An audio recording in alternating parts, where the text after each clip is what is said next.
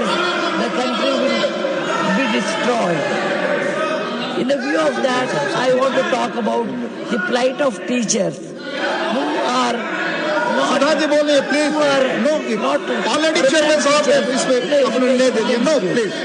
Sir, look at the condition. We always say teachers are the best, to teach our children, but we send our children to school. But how many teachers are really good?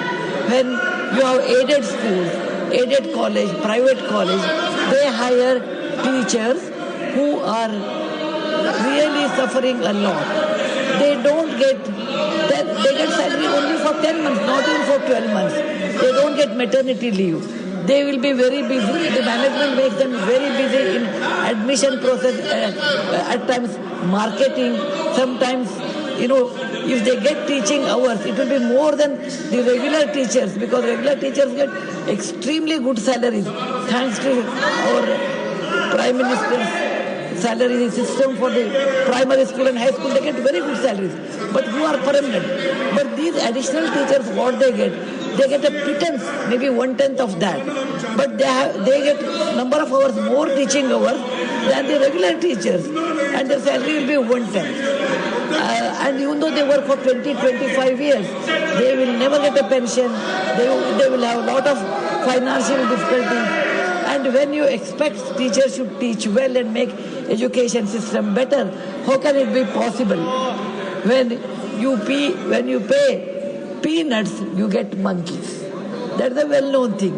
So I look at the teachers' plight in education system, where they do additional work, and teachers who are trained in education system are doing more commercial work when it's against their wish, and they don't get paid.